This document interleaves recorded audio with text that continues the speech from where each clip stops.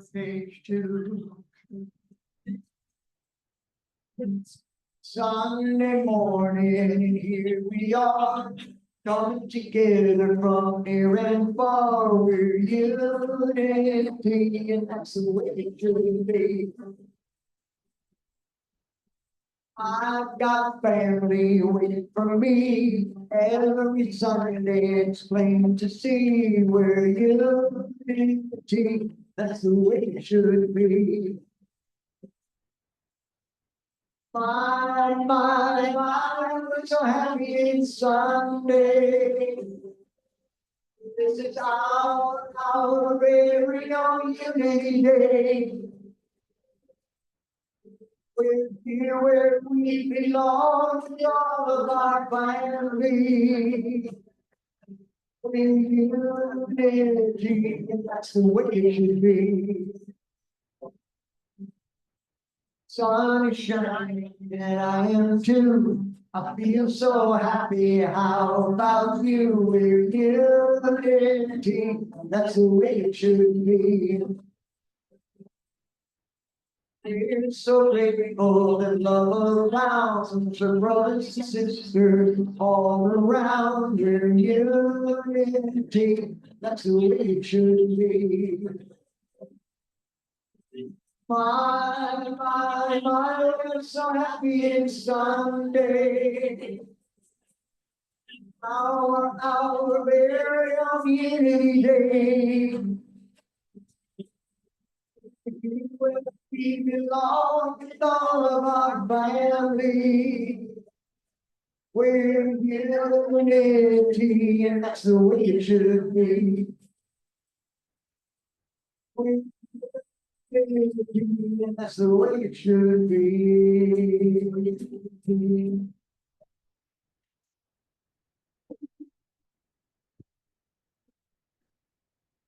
Thanks so much, Jim.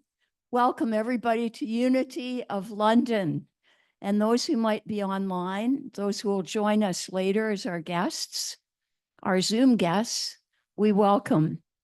We greet you with smiles, laughter, and lots of love in our hearts. And if you're a guest, if you're here for the first time, we actually have a guest package.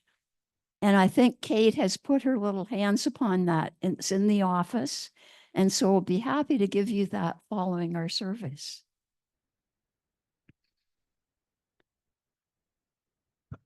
When we say welcome home, we're saying that we believe here at Unity is your spiritual home. And if you're here for the first time and you say, well, I'm not so sure, that's okay. Sometimes it takes a while to determine whether you want to call this your home or not. And we're okay with that. But we want to let you know what we believe our home represents. Our spiritual home is about love. It's about welcoming every single person who walks through that door. Whether they are from a different background, have a different language, are tall or short or fat or thin or anywhere in between. No matter what their age, no matter what their way of living, we welcome them.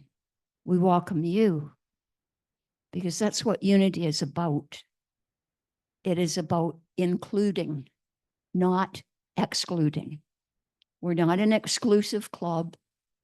We don't believe in standing at the door and say, oh, no, don't think you can come in. Oh, yeah, you come in. It's not what we do.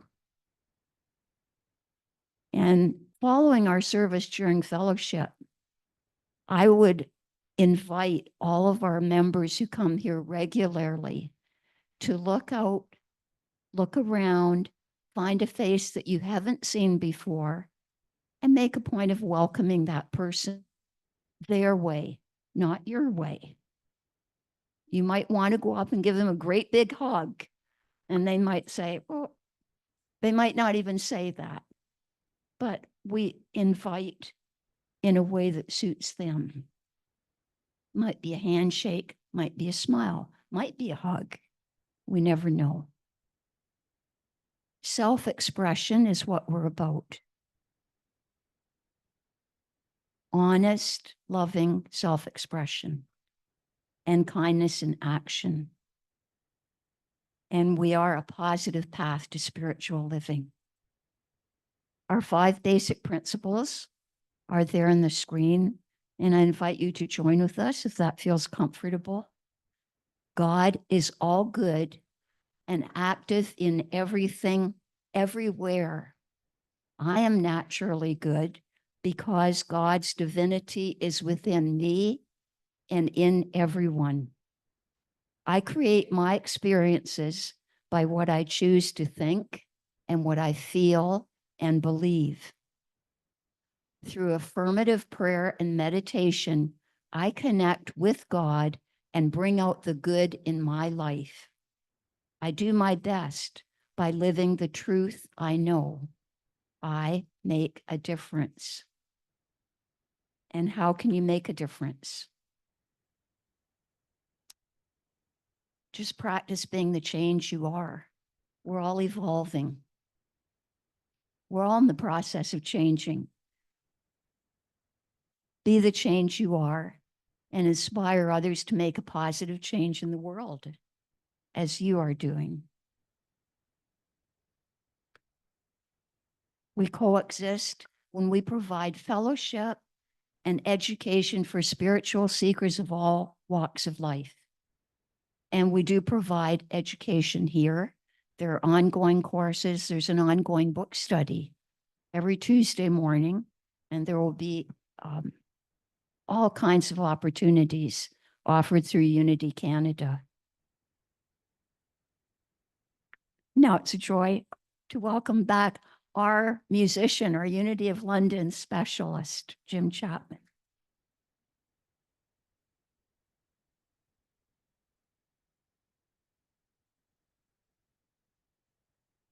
10:28 this morning, I got a phone call. Sitting here talking to Dorothy. Brought me the news that a dear old friend of mine had passed away. And she'd been ill for quite a while, and I talked to her not long ago. How are you doing? She said, well, you know, it's day by day. And when she said that, it's really a coincidence. This song that we were singing, I was inspired by the same thought, but she and I had this discussion, and she said it's day by day, and I remember at that moment, this was a week or so ago, thinking that, oh, how sad is that? Her life is just one day left at a time, day by day. And then I was thinking last night, strangely enough, not about her, but another friend of mine who just passed away, and we'd had a similar discussion, and he'd said the same thing. And I was taking it day by day, and oh, that's so sad. But last night, I'm thinking about Dave, and you know, Dave was right. The day by day, that we should all be doing that every single day, right? Whether you're literally counting, I've only got a handful left, or whether, like most of us, hopefully, we don't know how many there are. But day by day is exactly the way we should be living our lives, right? In the present today, little thought to the future, no worry about the past today, because that's what our lives are. So I want to dedicate this song today to David and to Jonas.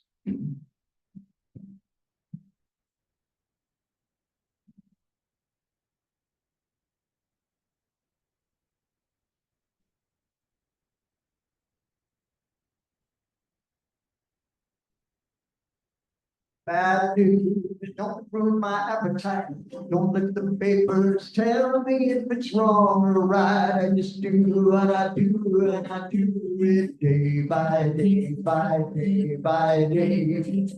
I live a life and I take it slow, make mistakes, but that's the way it goes. I just know what I know, and I know it's day by day, by day, by day. Day by day, I'm feeling stronger. Day by day, I'm lasting longer. Day by day, I'm gonna make my way. I speak up when I feel it's right. I jump up, I know that I got to fight. Until then, I just take it by day, by day, by day. Day by day, I'm feeling stronger. Day by day, I'm lasting longer. Day by day, I'm gonna make my way.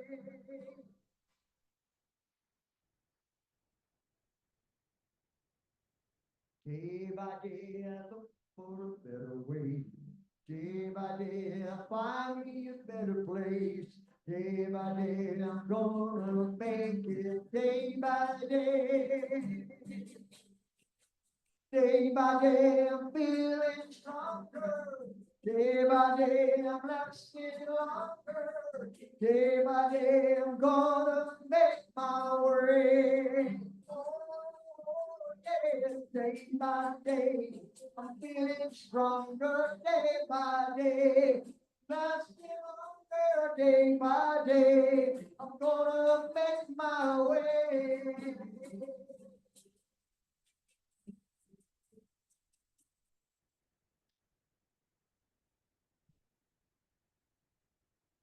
Thank you so much, Jim. A meaningful song for all of us.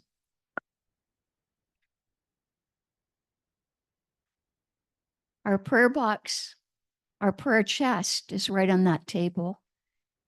And every Sunday, some people choose to put a little paper inside. On the paper, they put the name of a friend, maybe a few names. And our prayer chaplains affirm and claim wholeness and wellness for whatever person is on that paper. And then it's sent to Silent Unity. Silent Unity has been around for more than 130 years. It's located in Unity Village, Kansas, Missouri. And there are people there who answer the telephone 24 hours a day. You can call 24 hours a day. Doesn't matter what your faith. If you have some issue on your mind, or you just want to speak with someone online, you just pick up the phone, 1-800-NOW-PRAY. And as with our own prayer chaplains who pray each morning, 5 days a week online and following our Sunday service, all your prayers are confidential. They don't talk to anybody about your prayer. They listen, they take it into their heart, and they respond. And that's a gift.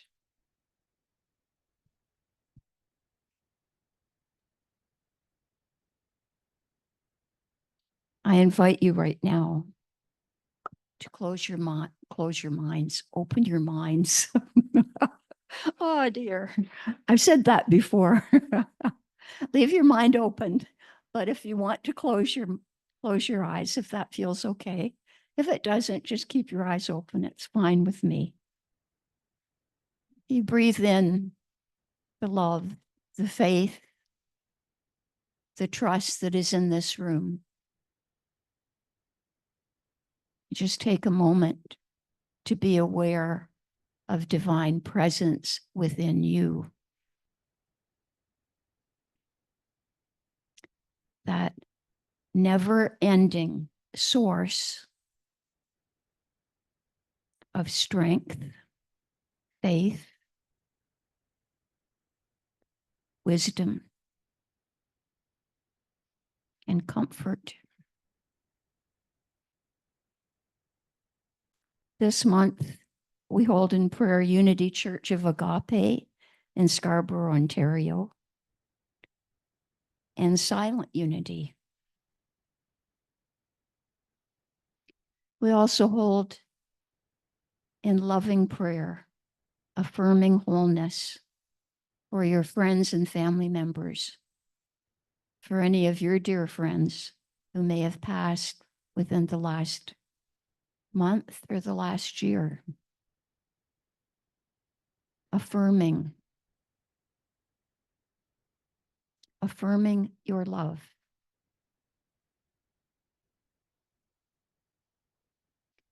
There is a lot of turmoil in the world right now, and that turmoil may not affect us directly, but we know it's there. Our own peaceful, calm natures are most important every day. The serenity and the calm, the quiet strength that we demonstrate when we face our own challenges can inspire others. And we see yourself as a calm source of strength and love for other people. I invite you to take a moment to whisper the names of those close to your hearts.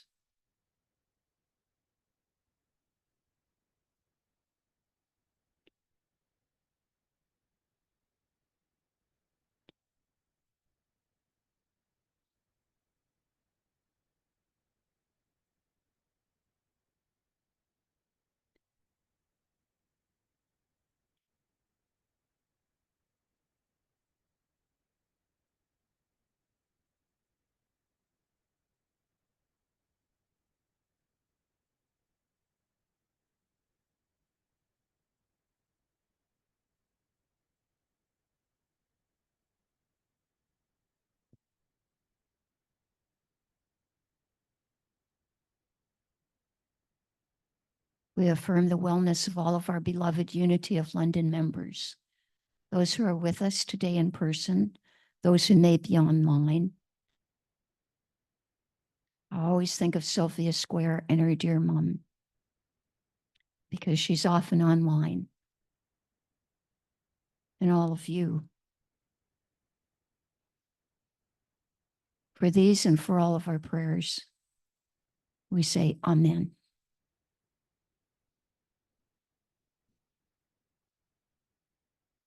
It's always a pleasure to welcome Renee Sawa, our Unity President and our Platform Assistant today.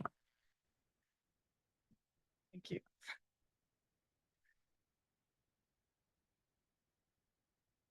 Good morning, everyone. Today's daily word is abundance. I gratefully take my place in an abundant world.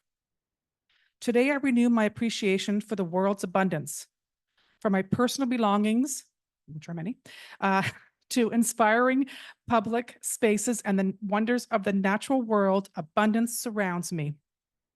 It can be easy to take these things for granted, especially when the needs and obligations of daily life usurp my energy and attention.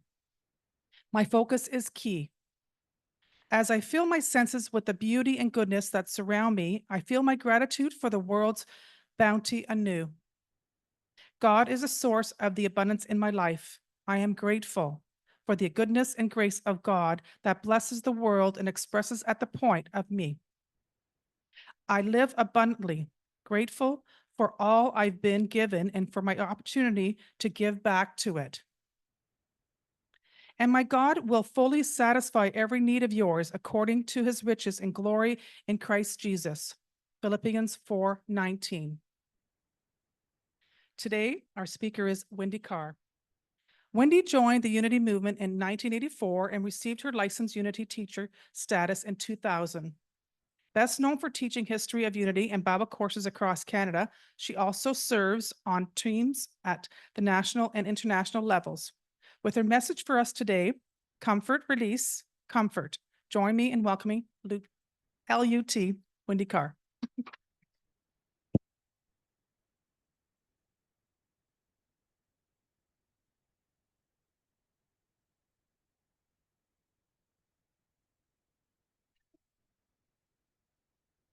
You know, the Zoom call, you're muted. Oh, let's get ahead here. There we are, comfort.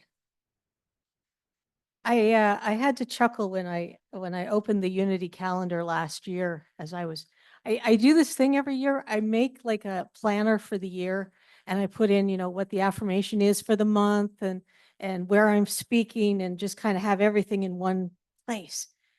And I got thinking, because this would have been around this time last year. Growing up, I was in a lot of choirs, believe it or not.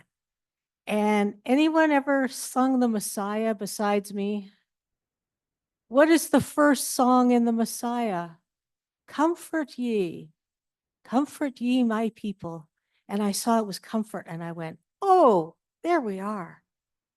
So our thought on our calendar for the month is my heart is comforted. My faith is deepened. And yeah, anyone else feeling like this thing doesn't want to cooperate with me today? Can someone get the next slide, please? All right, I'll just talk while it gets fixed. So this slide to me represented what it's felt like since about August. I remember walking into an unnamed dollar store. I don't want to be sued. And I was walking along the front, so you can see down the aisles, right? And I had something specific I needed. So there's the school supplies. You can see they've got a few extra in because it's August and kids are going back to school, right? And then we've got the swimming stuff that's in the gardening stuff. And I noticed that they had a few more things for putting your garden to bed. And I was like, oh, it's only August. We haven't even harvested yet. Like, no. And then I got to the next tile. Yeah. Halloween, Christmas. It's flippin' August, people. My family, the Christmas tree does not go up until the earlier of Grey Cup Sunday or the first Sunday of Advent. Sometimes it's the same, so it doesn't really matter. So, truth be told, I did not get my tree up because I did not watch the Grey Cup game, and that's usually what I'm doing while I'm watching the game. But this whole thing of the busyness of the season, that sense of you've got to do, you got to start planning your Christmas shopping now. It's August. Get upset, get worried. It's August. You've got to start your Christmas. Now, okay, to be fair, and SJ, mute, don't listen to this next part. So one of the things that is always on my kid sister's Christmas list to me is crayons, because she does art therapy. And when you do art therapy, you can never have too many pencil crayons, too many art supplies whatsoever. So of course I buy at the back to school sales, right? And then I tuck it away and remember carefully where I tucked it away, where she won't see it when she comes to visit, but I will remember where it is when I need it in December. So yeah, I'm guilty of that as well. So I'm just being, totally upfront with you. So as our screen says, ego says, once everything falls into place, I'll feel peace. Spirit says, find your peace and then everything will fall into place. From Marianne Williamson. So how does that fit with comfort and release? Because our monthly power is release. And I'm going to tell you, because I've been giving this some serious thought. Dude, up one, please. So I have 4 questions for you. Well, 5 questions. One's a 2-parter. Little story while I wait for the slide. So when the Fillmores were deciding that they wanted to have ordained ministers, they gave all of the candidates a final exam. Who wants to guess what co-founder Charles, who set the exam, got on his final mark? I think I heard somebody say 100. Yeah, he got 100. Do you care to guess what his wife, our co-founder Myrtle, got? Oh, no, higher than that. 98.5. She missed the second of a 2-part question, so she got docked a point for that. And then there was one where they felt her answer wasn't quite as fulsome as Charles, so they docked her half a point. Anyway, so here's a question for you. what does comfort look like to me? I put a teddy bear up when my great aunt had dementia. The nursing staff were having a really hard time with her until her daughter brought in a stuffed animal that looked like the dog they had had when they were kids. And my auntie carried that everywhere. It was always a bit of a match to put the dog down so she could have her shower.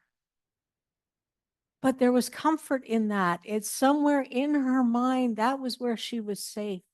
That was where her husband was still alive. That was when her children were still healthy and rambunctious and doing childlike things. Next question. Okay, there we go. How do I experience it? Comfort can be different things to different people. It can be different to each of us in each situation. What I needed to comfort me as a child when the blocks were spilled and the tower I had spent 10 minutes building was suddenly all over the floor was very different kind of comfort than what I needed when my husband passed. But at the root of it, it was still comfort. Here's a question I don't always ask, but I got thinking about this one. What senses are engaged in comfort? I'm going to talk about that in a minute, but just start thinking about that. And then, of course, that balance of how does my heart feel and what does my thinking self think about this? So what does comfort look like to me? My big question, I've been pondering this for quite a while, actually. This is one of a number of talks I'm doing. So my big question is comfort an inner or an outer experience or both? Or maybe it is both. It used to be that I relied on others for comfort. You know, I expected the teacher to come and running when I slipped and fell in, on the icy patch at school and make sure I was okay. I expected my parents to comfort me when I didn't get the grade I wanted, or if I didn't get the role in the school play or whatever. I looked to my friends and my peer group to comfort me when that cute boy that I thought was really nice and possibly liked me actually didn't and asked out my girlfriend instead. Anyone have that experience?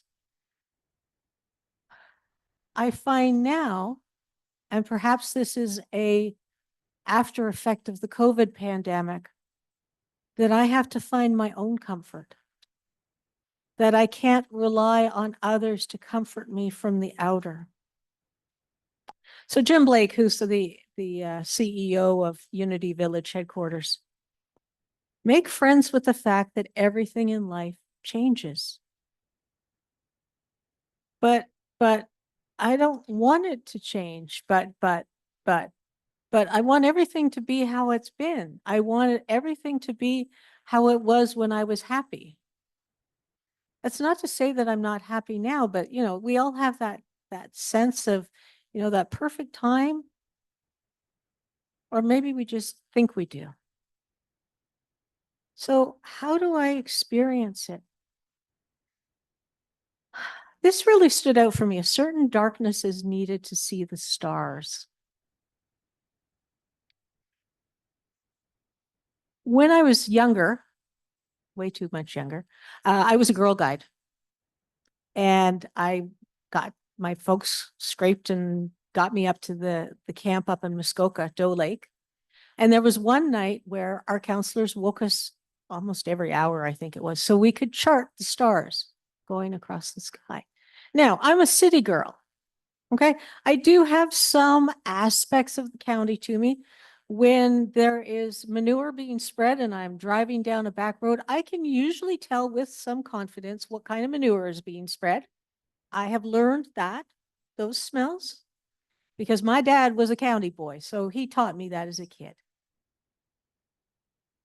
But it was so amazing to see so many more stars because there was so little light. And I think I've taken that in. And I think too, as you who know me know, my background is in history. And a lot of what I did was antiquities and medieval and then early Protestantism. So I did a lot of, I did a lot of biblical / religious history. Yeah, go fig.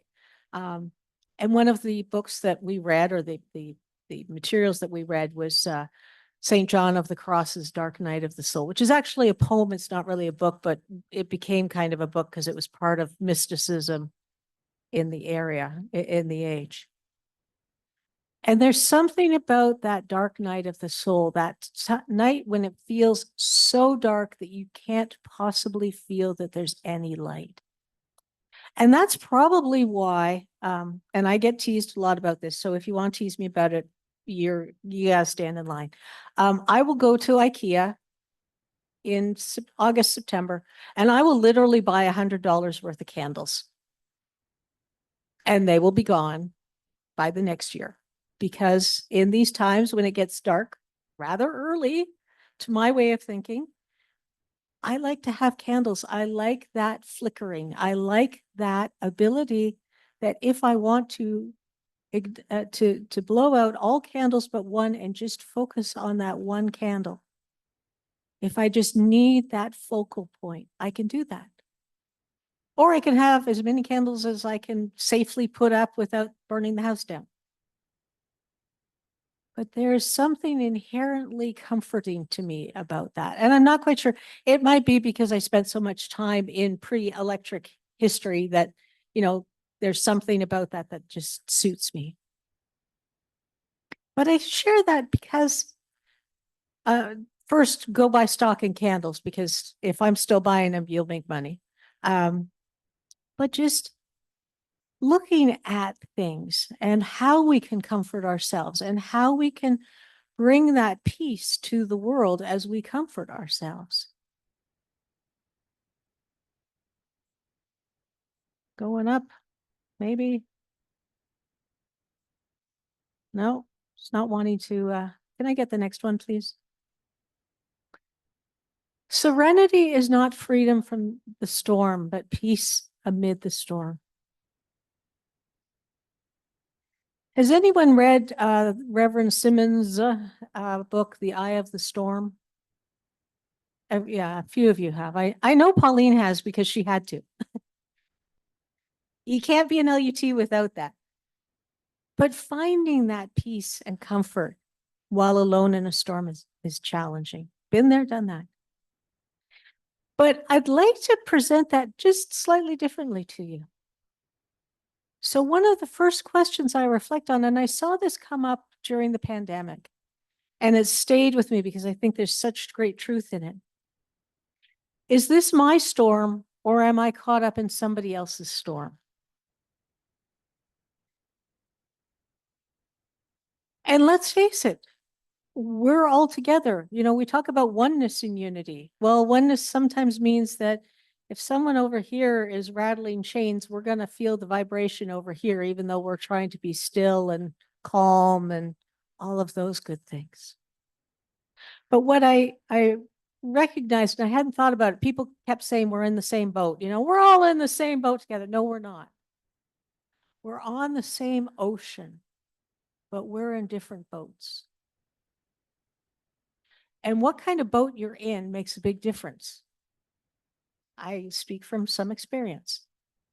I used to have a 16-foot day sailor, which did not go out if the trees were moving any more than just a little bit, because I knew that I did not have the skill set to manage that on Lake Ontario. And Lake Ontario is different than, you know, like a little lake up in Muskoka.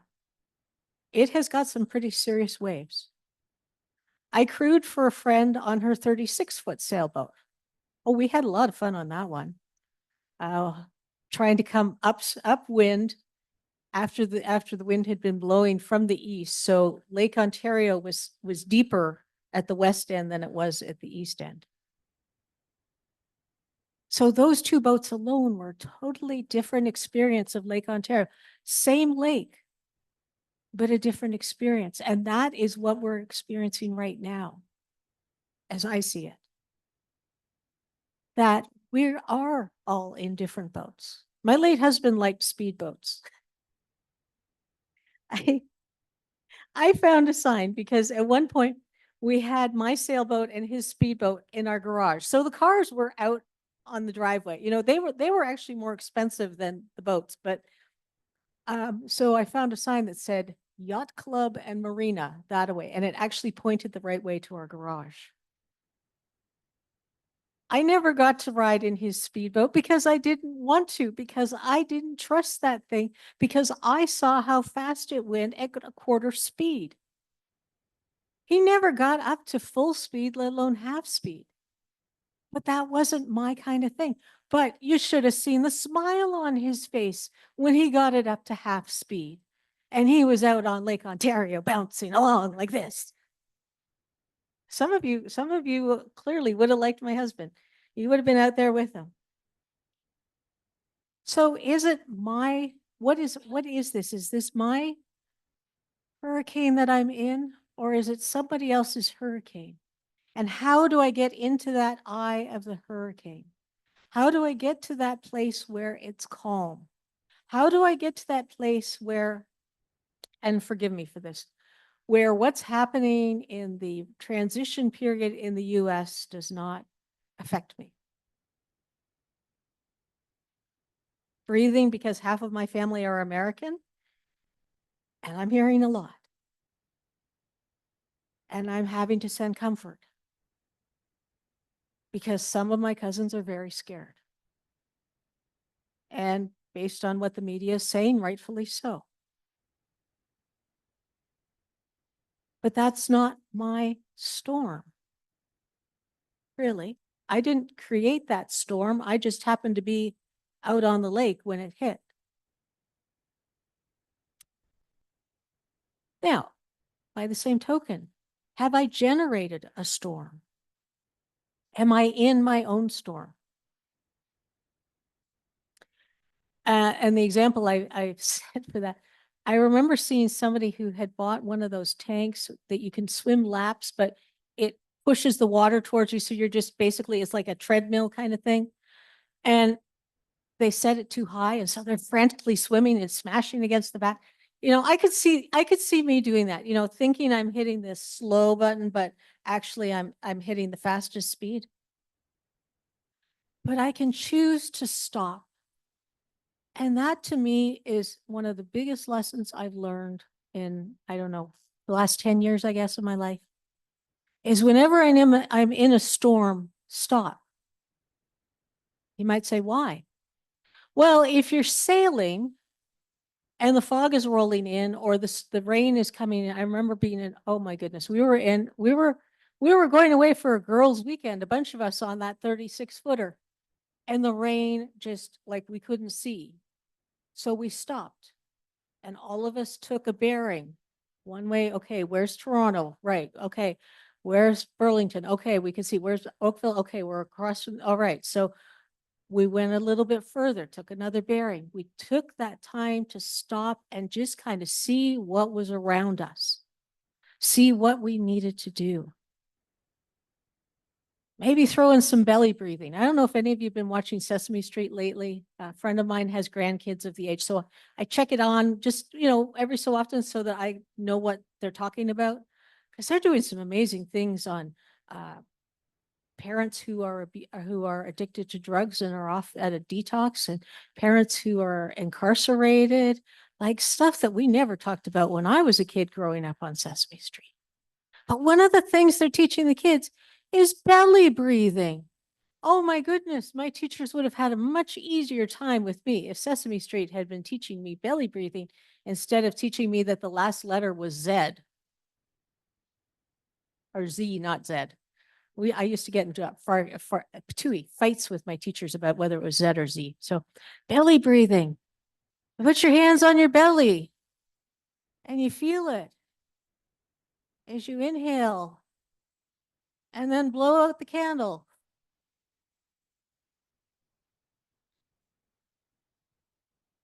And bring yourself some comfort in that.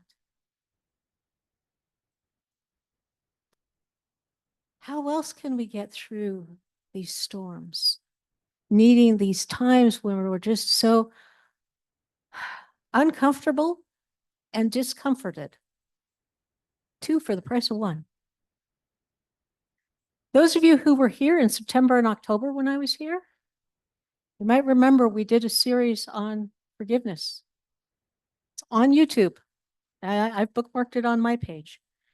Remember the stone exercise where we all took a stone and we whispered to it what we were stressing about, and we held it as tightly as we could, and then we let it go, and as we let the stone go, we let the emotion go.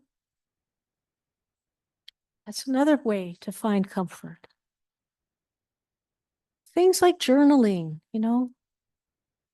but our senses. I love things where we're doing things with our senses. That's why I love that forgiveness book, because it's tactile. It's about doing stuff.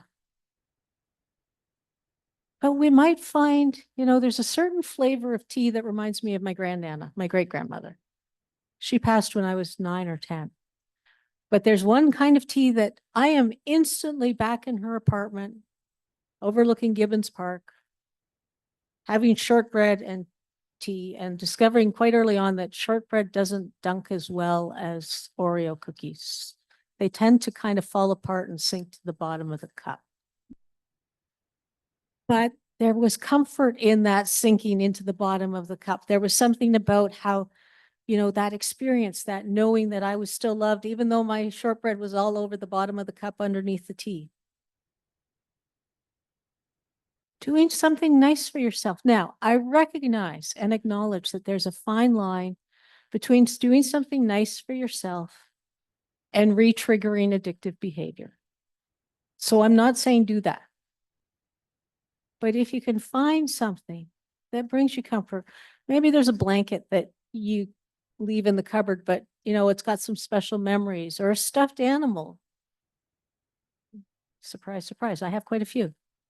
Or one of my favorites is I have some t-shirts. I will not wear them in public, but I will put them on to remind me of an event, or of a person, the person who gave it to me, or the person who I was with when we went to that concert that nobody knows that we went to, because they would really question my sanity. But you get the idea. Finding the way of getting through the storm. And just a couple final thoughts. Next slide, if you please. Jesus napped regularly, got frustrated with religious systems, experienced hunger that turned into anger, occasionally ignored his family's advice, and happily ran away when people wanted to control him. His humanity was part of his godliness, and so is yours. Unity considers Jesus to be a master teacher of things spiritual and an example of healthy human living. So my question there is, can we not do likewise? And if you want to know the experienced hunger that turned into anger, that's the story where he cursed a fig tree. And all of his disciples are like, but the figs aren't in season. He's like, well, I'm hungry, so it should magically pop up for me and be there, because I want a fig and I want it now. That's, kind of an interesting thought.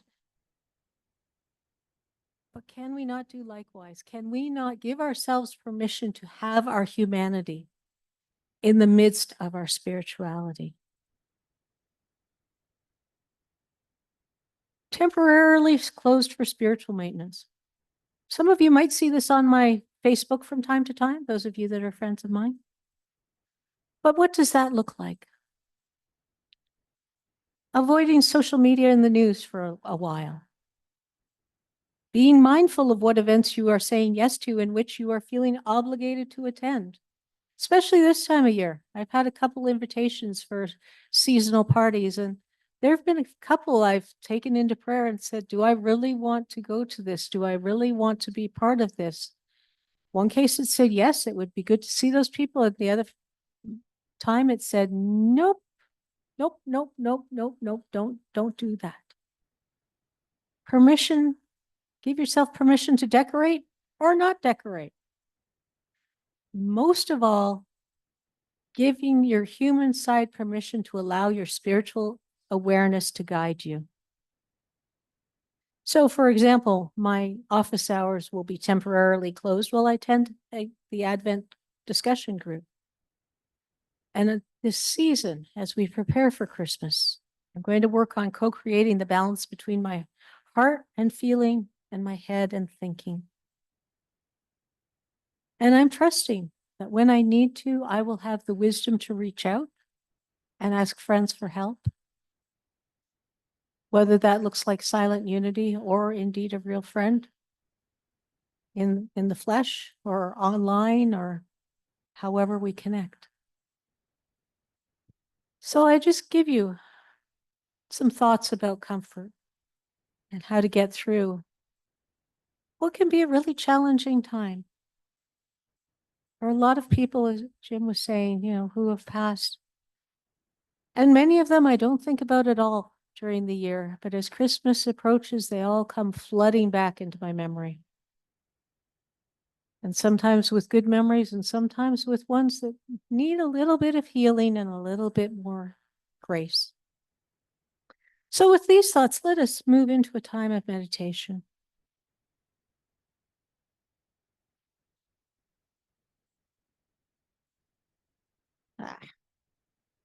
Thank you. And as always, allow my words to be your words, my voice to be your voice. I've put a picture up in case you want to keep your eyes open, or you can keep your eyes closed, whichever is comfortable for you. And let's just do some belly breathing to start. Deep inhale.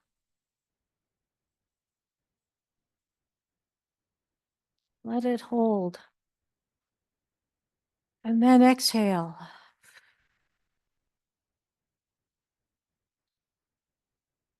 When I was younger and we used to do orienteering and we'd be running uphill and down, our coach would tell us, focus on the exhale. The inhale will take care of itself. And as you exhale, allow yourself permission to release not only the muscles of your body, but the emotions that you're carrying.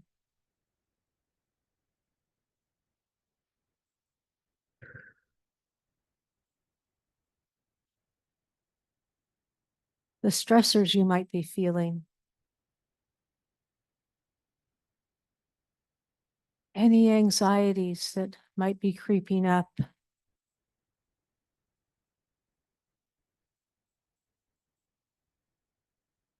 And just giving yourself permission to sit with all of these. These are a part of you. There is no blame, shame, or guilt. But we can choose to release. And in releasing, we give ourselves comfort. We let go of the heavy baggage that we have been carrying. We let go of the pains that have been hurting our hearts. And we give ourselves permission to continue carrying whatever we're not ready to release. That's okay. When you're ready, you'll release it. Another deep breath.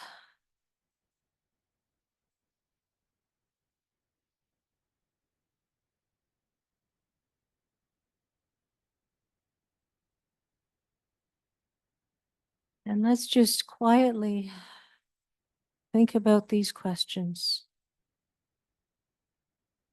What does comfort look like to me? How do I experience it?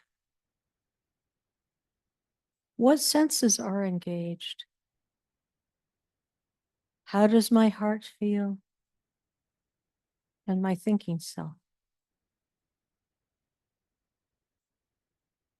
One final breath. And bringing ourselves back into this room, back into this space, back into wherever it is you're watching this service from. Whether it is today, the day of recording, or at a future time. All is well, it is good, I am blessed, and so it is. Amen. And I just would like to take a moment and wish you and yours a very Merry Christmas, because I will see you again after Christmas. So may your turkey be moist, may your tofu be delicious.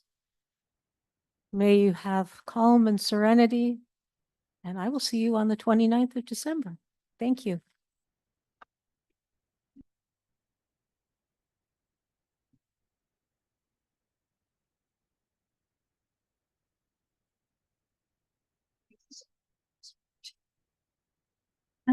Thank you very much, Wendy.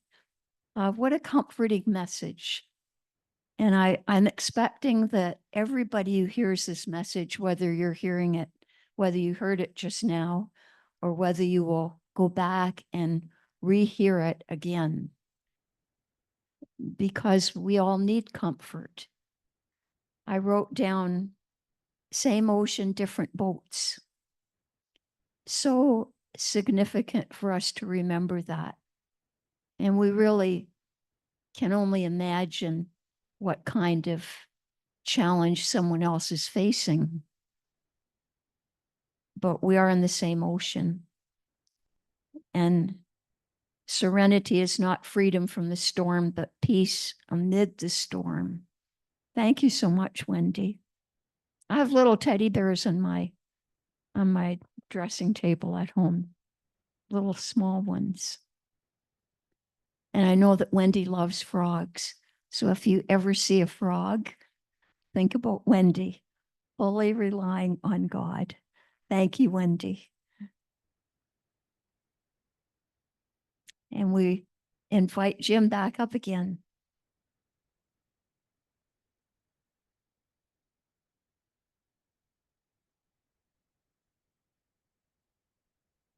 Well, thank you, Wendy. As they used to say back in the day, it sounds kind of corny now, but back in the day, it really meant a lot. It was very edifying. Your talk was very edifying. I knew that Wendy was going to be talking about comfort, but also about letting go. Because to me, in my life, that's the key to my happiness, as I have learned, and I learn more every day. Just to let things go. The things that used to, like, it was hold them inside. We all do it. The worry and the fear and the anger and all of those things. And if I've learned anything in my almost 76 years, that you have to let that stuff go. You just have to let it go.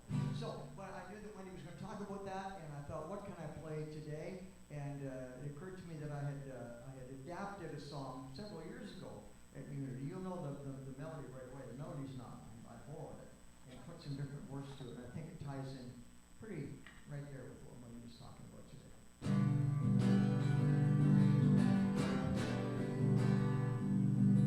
When I find myself weighed down with troubles, worry has me feeling low, I remember Mama saying, let it go. And in my hour of darkness, there is one thing that I surely know. The words of wisdom, let it go. Let it go. Let it go. Let it go. Let it go. When trouble pulls me down, I let it go.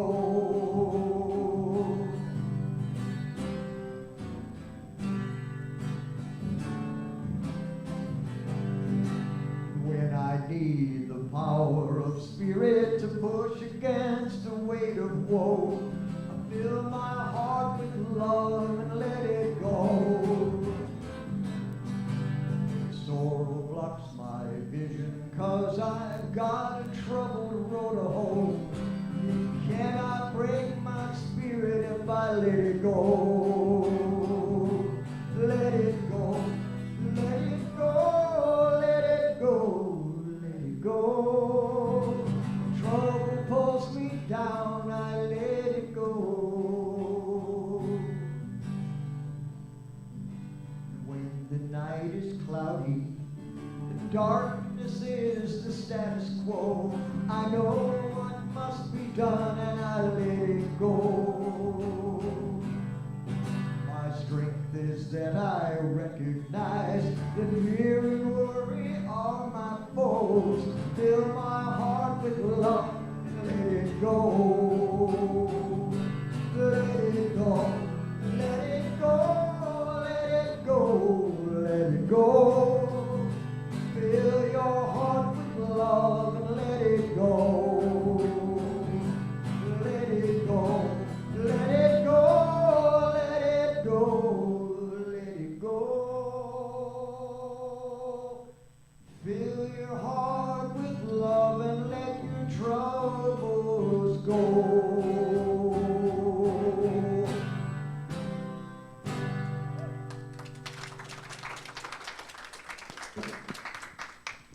That's a keeper for sure.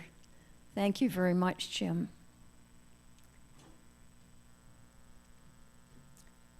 Sylvia brought my attention to an affirmation that is in the unity of Canada.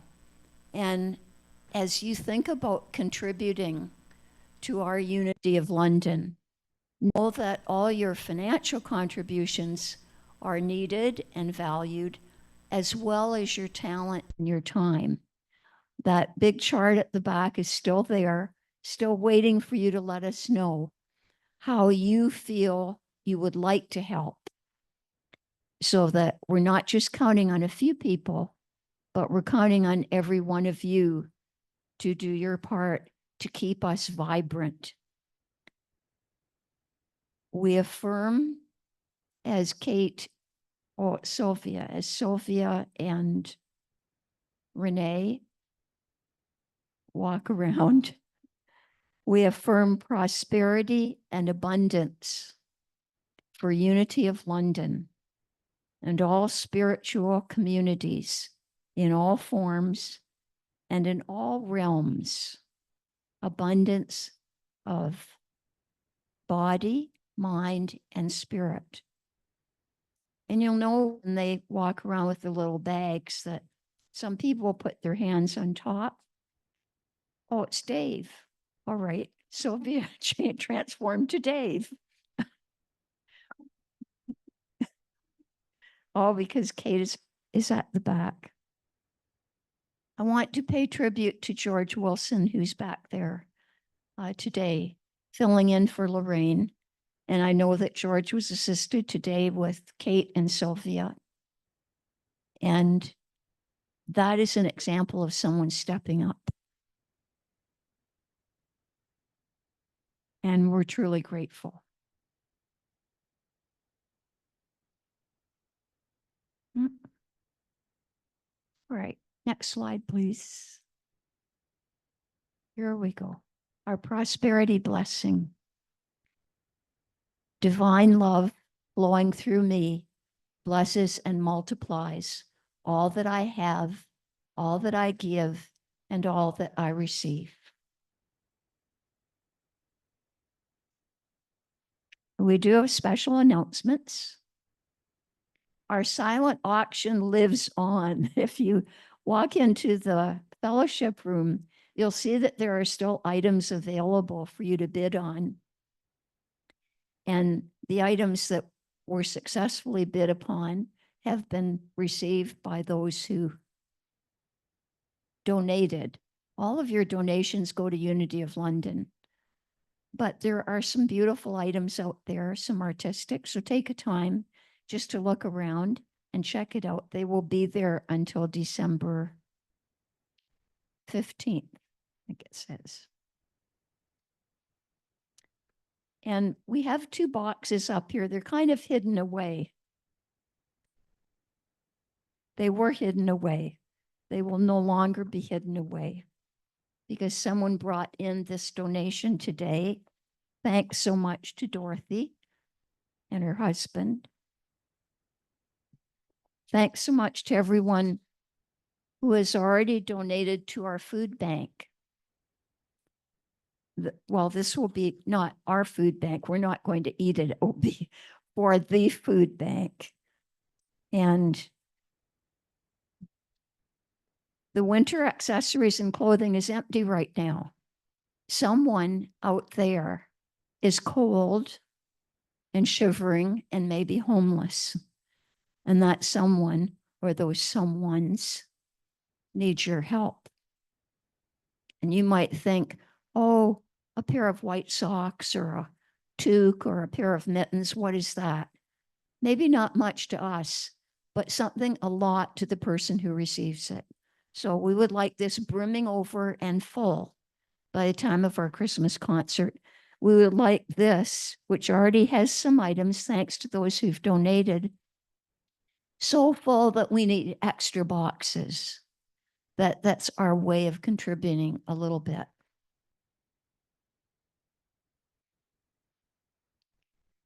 And it says on the bottom, just a little reminder that larger donations, if you have winter coats or if you see a winter coat on sale or a nice cozy pair of boots, maybe you're not wearing them anymore, then please donate those as well.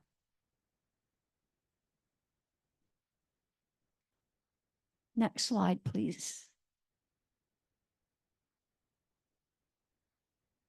And this talks about the different kinds of foods to bring in. Just mainly don't go overboard with a whole bunch of salt or sugar. Although personally, I think dark chocolate is very good for people. So that's just my personal opinion. But you could put in beans, soups, all the items are up there, and cake mix. But just pretend that you have no food in your house. What would you like to have? What would help you out? And our Christmas concert, so exciting. This is wondrous.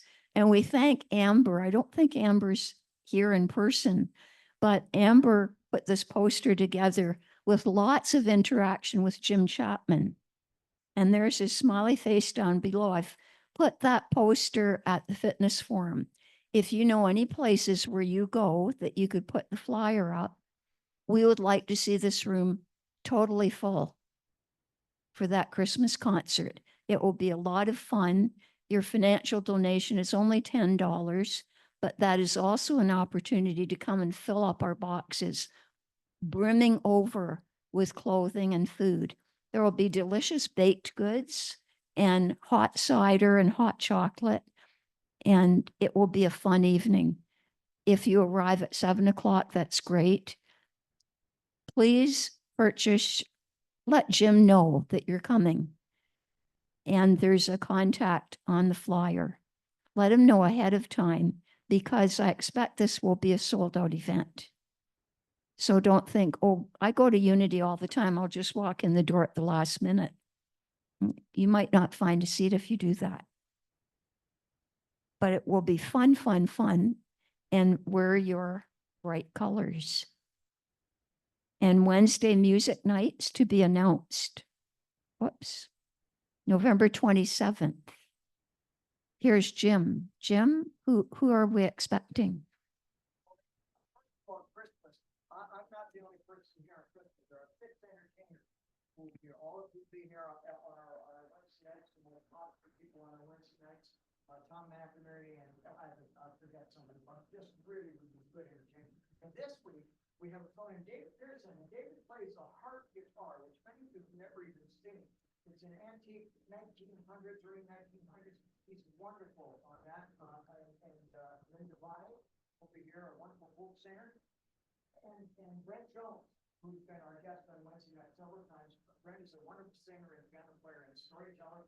So those are the folks that will be here this week. But don't forget, on the 18th, show, we've got a whole bunch of great entertainers on that bill. Thanks a lot, Jim. And let's join together in our supportive prayer. The light of God surrounds me. I am the light. The love of God enfolds me. I am the love. The power of God protects me. I am the power. The presence of God watches over me. I am the presence. Wherever I am, God is, and all is well. Yay, God. And then we join together if you feel comfortable. If you're new, we just hold hands and we sing our peace song.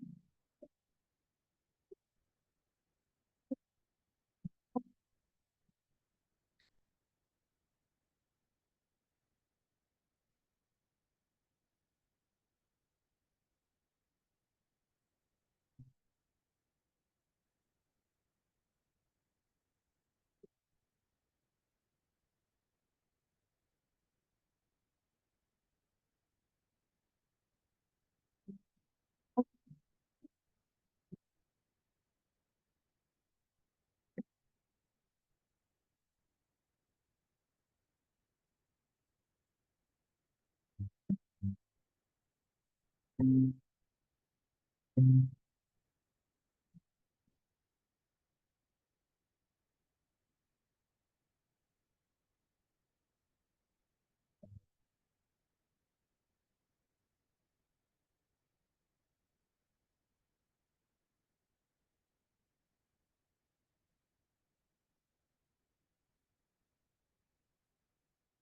sure if there's anybody on watching.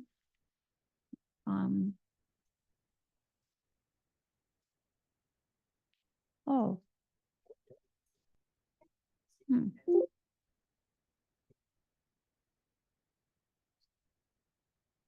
Would anybody like to come up and just share for all of us what you're taking away from Wendy's message? They're taking away so much, Wendy, that they are numb. It's all in their hearts. We're letting